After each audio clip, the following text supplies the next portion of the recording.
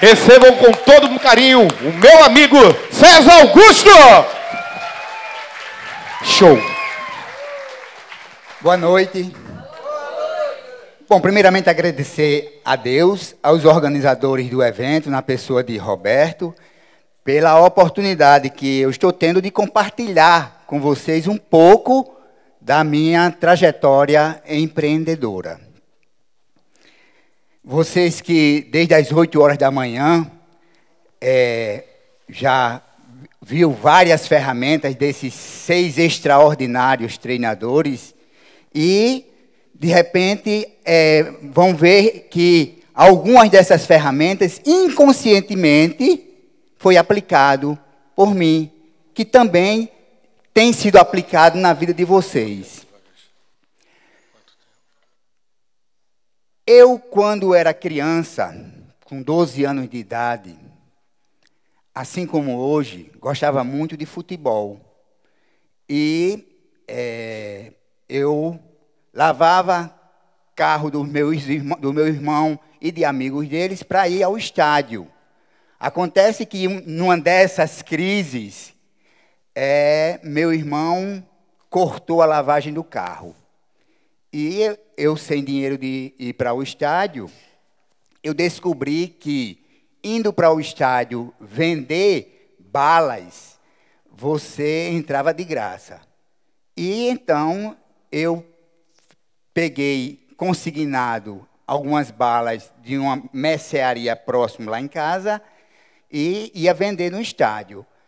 Ocorre que eu ficava vendendo as balas e não assistia o jogo. Eu descobri que tinha um rapaz pertinho, que ele que terminava o jogo e algumas pessoas iam falar com ele, prestando contas a ele. Eu disse, o que é que você faz? Ele disse, não, tem algumas pessoas que vendem para mim. Eu disse, você paga para entrar aqui? Ele disse, não. Aí eu disse, então as pessoas vendem para você?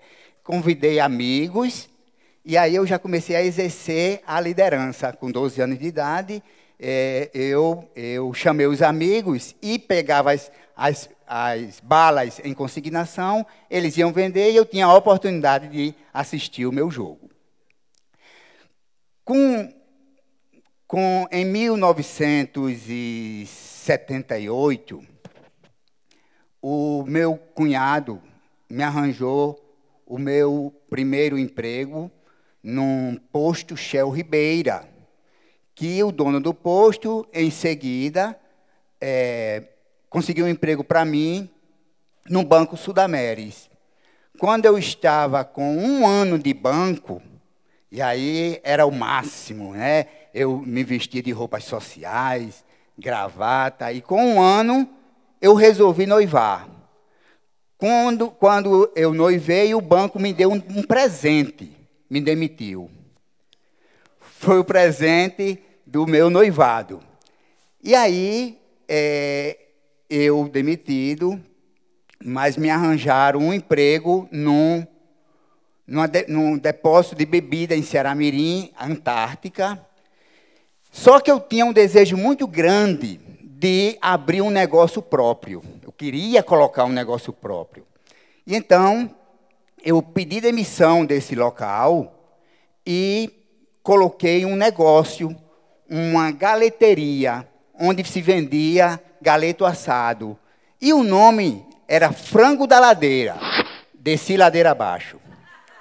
Quebrei e com isso eu estava desempregado e eu fui fazer serviços de office boy para meus irmãos, para alguns amigos, e eu ia sempre pagar contas num banco lá no Alecrim, por nome Banco de Mossoró, na rua Leonel Leite.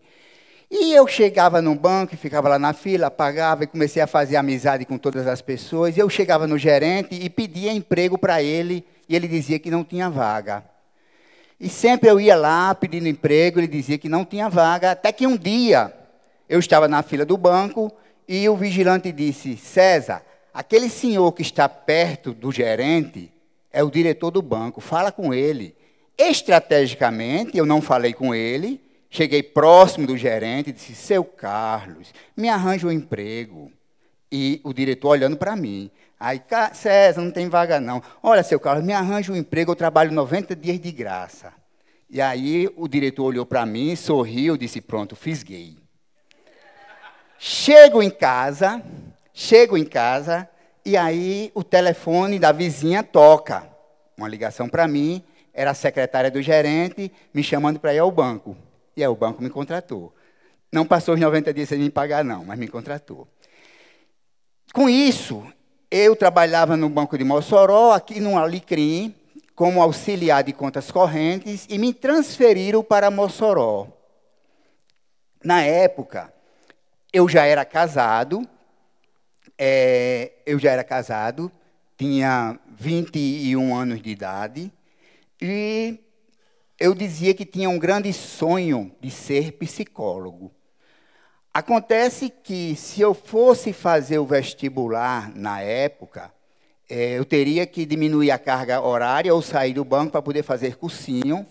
E daí eu resolvi mudar de sonho e eu disse, eu quero exercer o cargo mais alto desse banco. E o cargo mais alto era diretor, mas os diretores eram os donos do banco. Eu não tinha, naquele momento, pretensão de ser banqueiro. E então eu disse que seria inspetor daquele banco. E acontece que eu disse para meus amigos que eu queria ser inspetor. E aí meus amigos começaram a me motivar, não é verdade? Não é assim que funciona? Você é maluco. Desce daí, rapaz. Você está voando. Olha, os inspetores daqui são todos de fora. De onde é fulano de tal? Eu disse de São Paulo. E Ciclano do Rio de Janeiro. E Beltrano de Belo Horizonte. E disse de Fortaleza. Não tem problema não, eu vou ser o primeiro do Rio Grande do Norte. E aí,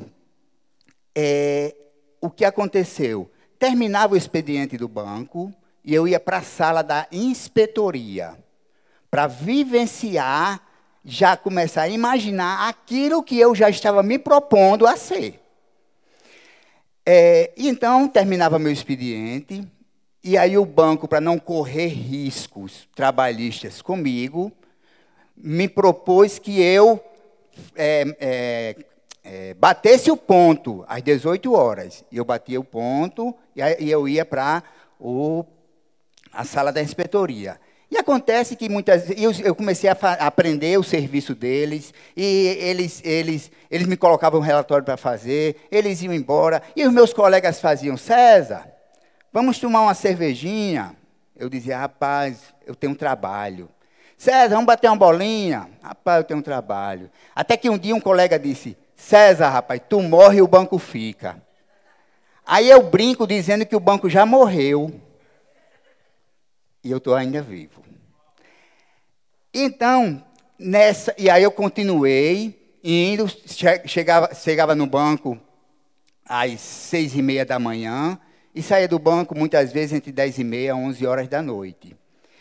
E aí, de repente, surge uma vaga para inspetor. E o gerente dos inspetores indicou alguém. Quem? Pois é, sorte, né? Como o Ramon estava falando, sorte. Então, na realidade, e aí eu passei a ser inspetor. Quando eu saí do banco, eu era chefe da inspetoria. Ocorre que aquele desejo ardente de montar um negócio, isso eu já era chefe de inspetor, e eu ganhava aproximadamente 18 salários mínimos, o equivalente a 18 salários mínimos. E então, eu disse, eu vou sair do banco, porque eu quero ser inspetor. E larguei tudo. E coloquei uma empresa de pré-moldado. Adivinha o que aconteceu?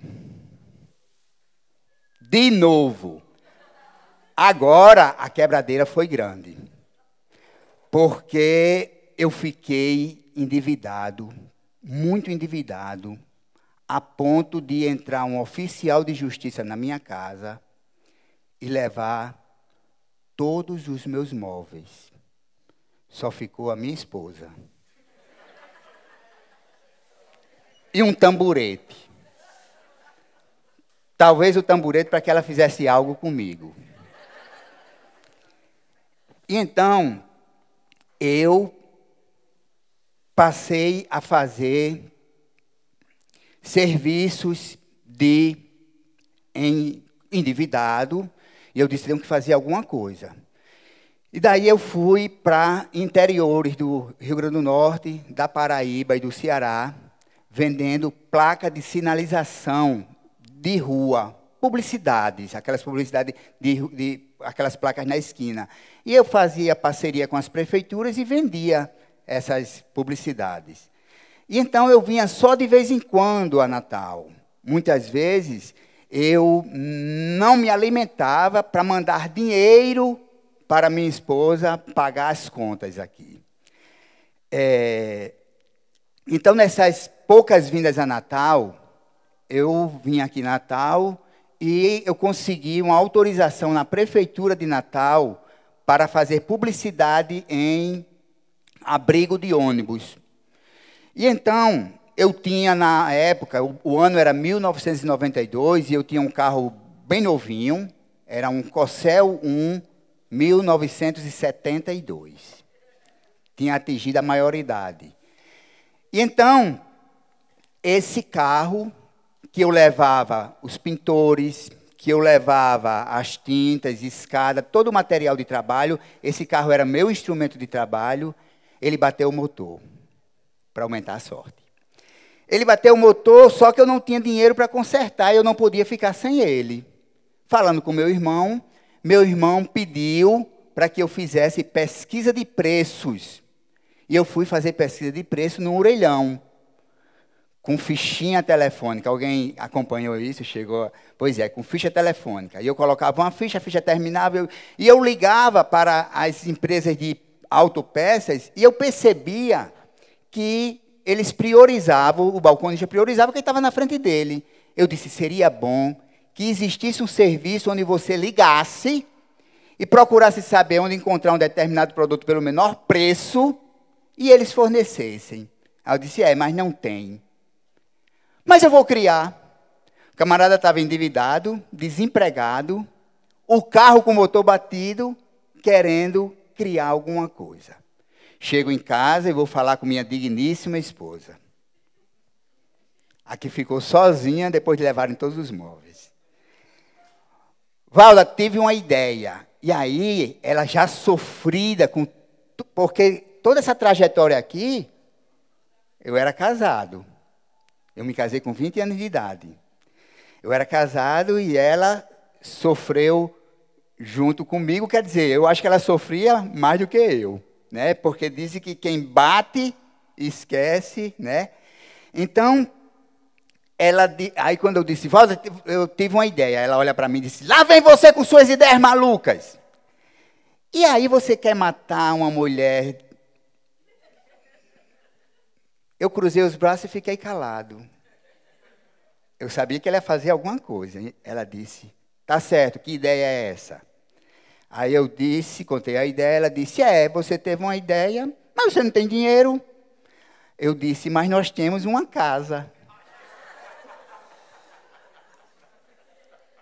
De jeito nenhum, a casa de maneira alguma. Ela era funcionária da Caixa Econômica e a casa tinha comprado no nome dela. De maneira alguma e tal, depois de muita conversa, e foi a maior venda que eu já fiz na minha vida, eu a convenci de vender a casa. Ocorre que a casa nós vendemos por 35 mil cruzeiros, era a moeda da época, e eu devia 350 mil cruzeiros a agiotas. Quando os amigos perguntam, César, você já pagou a Deus? Eu digo, bom, estou vivo. E então, nós devíamos esse dinheiro à agiota. Só que eu já tinha vendido a casa, estava com o dinheiro na mão.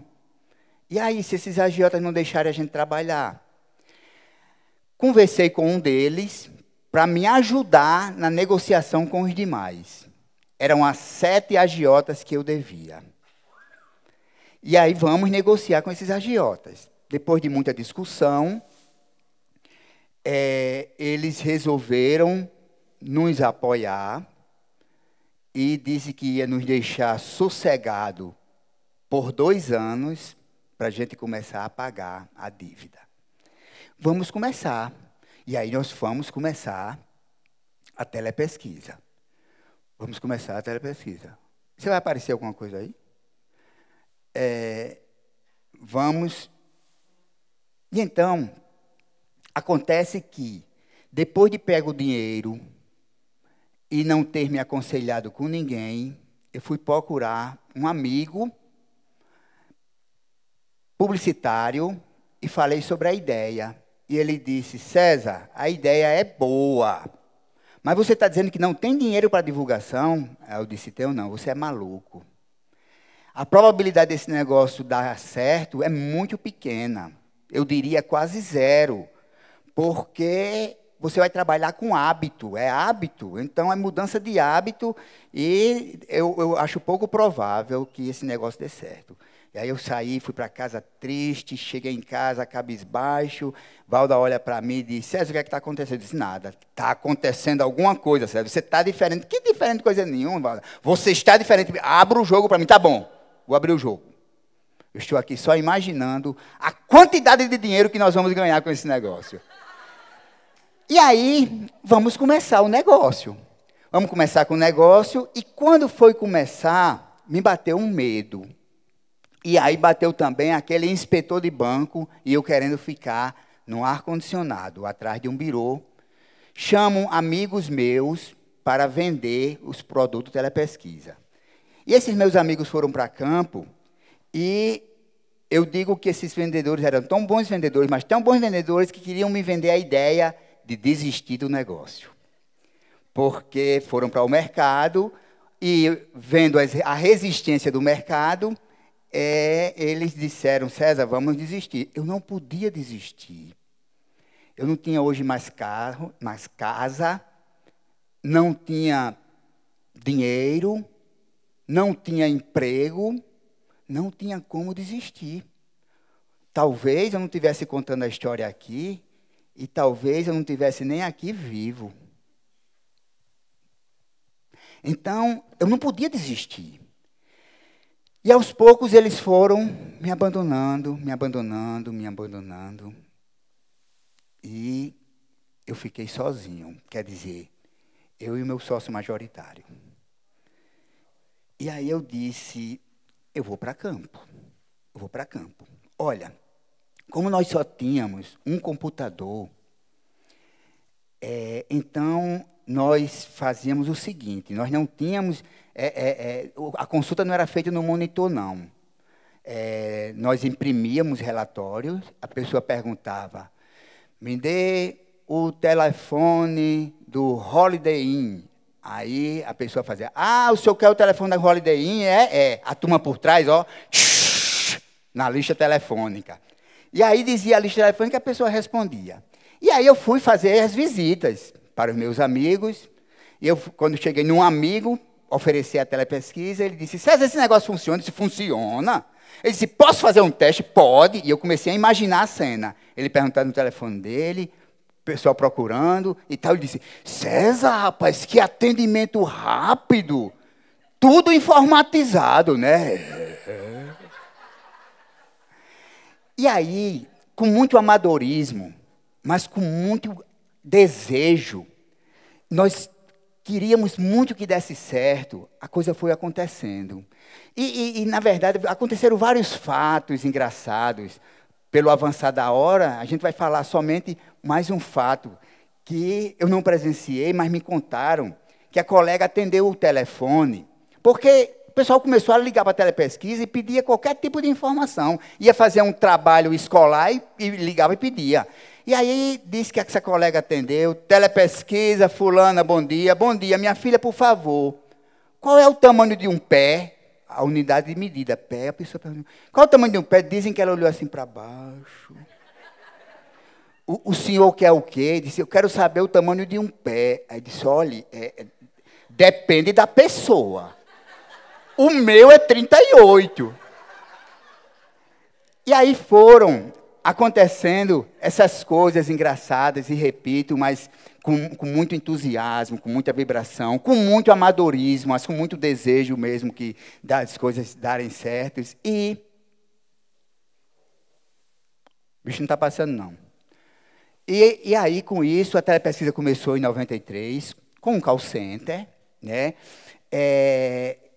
Em 94, nós lançamos uma revista porque sentimos que precisava de algo palpável.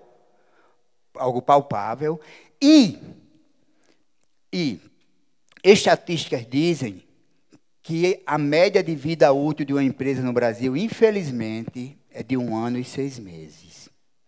E a telepesquisa quase que engrossava essa fila.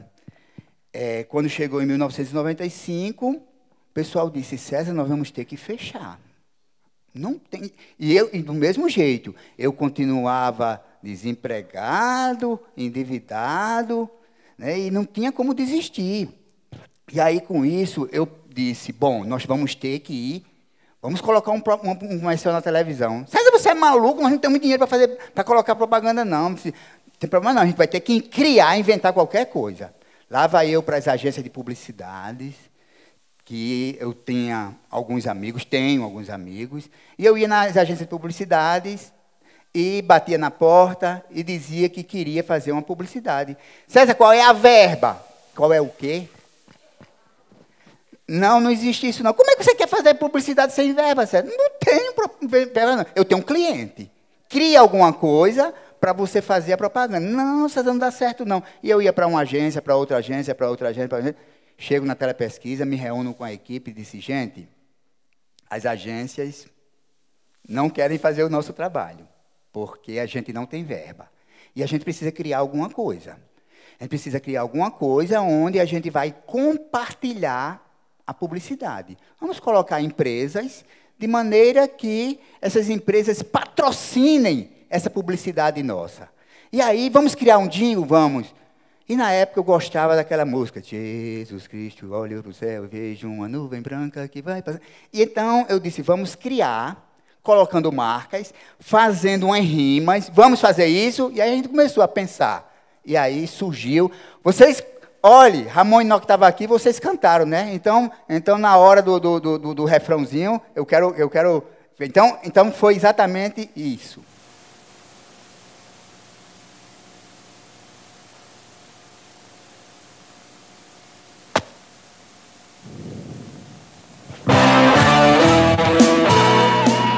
Consertar seu Fiat, vacinar seu cão, comprar um computador, ter remédio na mão, exame de sangue, uma transportadora, linha telefônica, cosmético em distribuidora, pizza a domicílio, fazer fisioterapia, um plano de saúde, malhas para sua tia.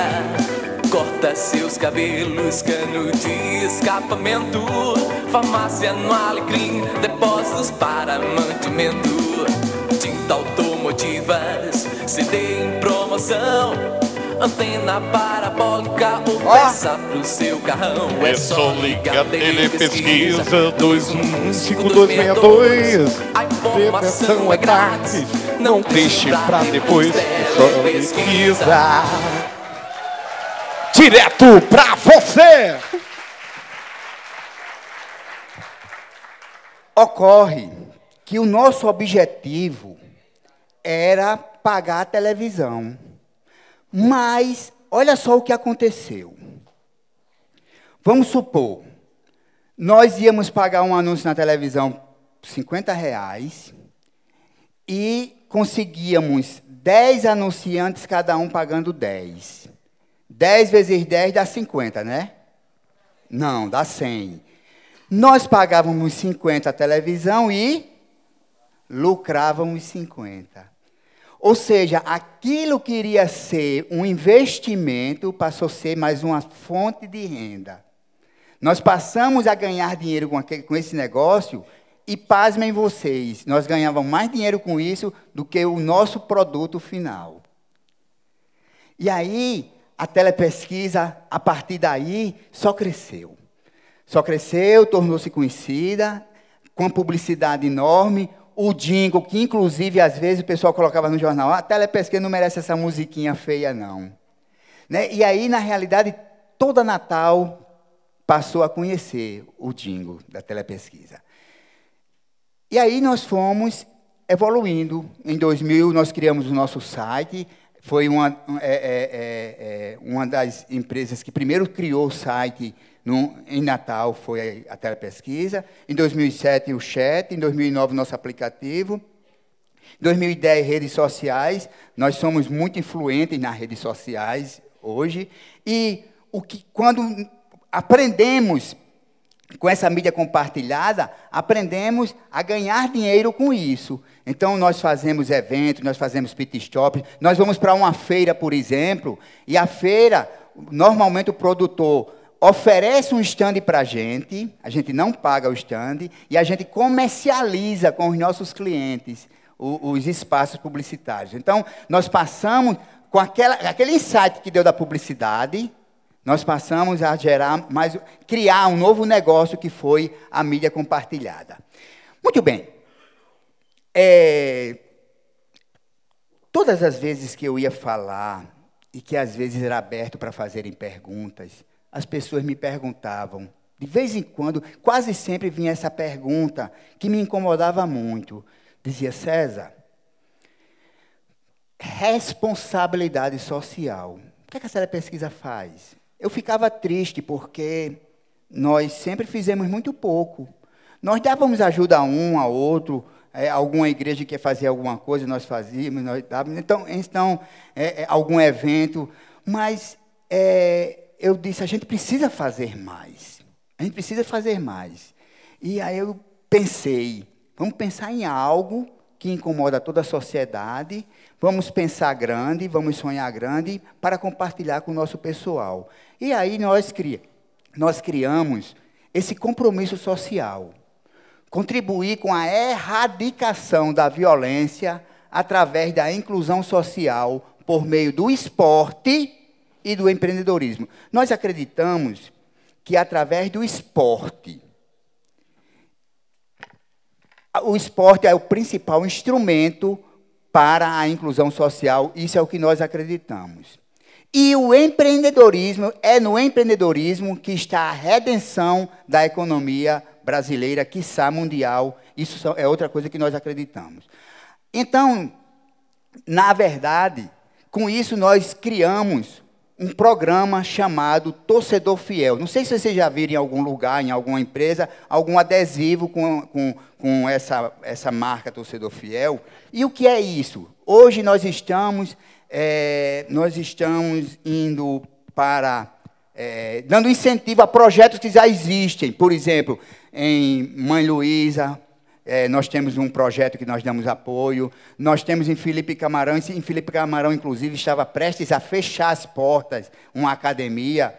Nós pagamos 2 meses de aluguel deles, porque já iam tomar o prédio. E com 15 dias depois que eles receberam essa ajuda, 18 alunos ganharam medalha num campeonato. Ou seja, uma academia que estava prestes a fechar, de repente medalharam. Crianças essas que poderiam estar sendo adotadas por criminosos ou traficantes ou qualquer coisa parecida. Então, assim, mas não basta você ter sonho, não basta você escrever, você tem que colocar objetivos e metas, vocês ouviram isso em quase todas as palestras, né? Então, na realidade, nós já traçamos os nossos objetivos e todo o caminho.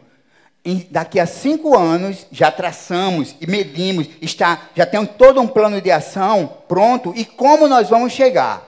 Então, daqui a 5 anos, nós vamos construir um complexo esportivo e de empreendedorismo num bairro de Mãe Luísa ou cidade satélite. Show!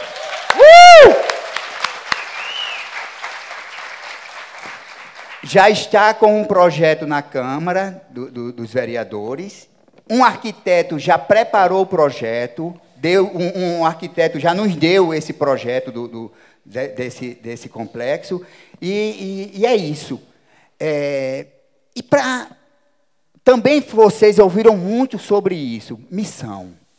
Olha, as pessoas perguntam, César, o que lhe move? O que faz você continuar vivo e você acordar querendo fazer e fazer mais? Eu digo, a minha missão, o meu propósito de vida. E então, o meu propósito de vida, a minha missão é empreender e motivar pessoas a empreenderem. Sentir-me-ei vencedor participando da vitória do outro. Não importa se ao meu lado ou do meu lado, quero vê-las bem-sucedidas.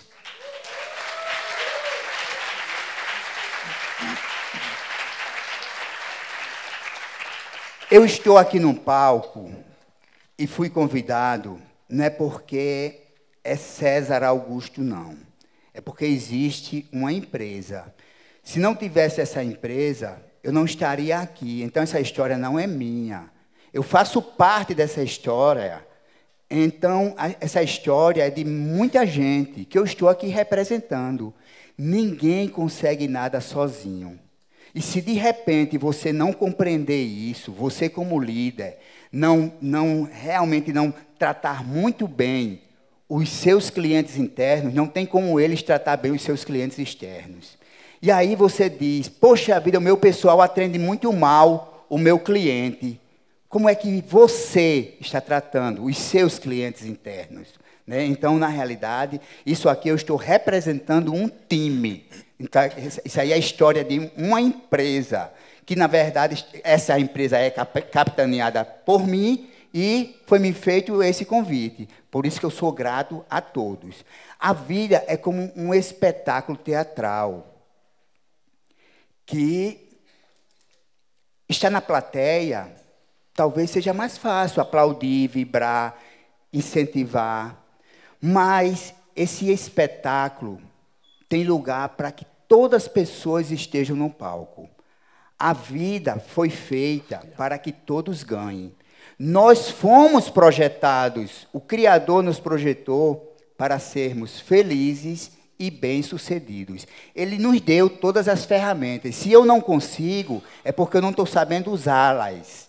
Então, na realidade, todos nós merecemos estar no palco. O meu desejo é que cada um aqui presente construa, juntamente com outras pessoas, a sua história de sucesso e saia da plateia e venha para o palco. Muito obrigado. Uau!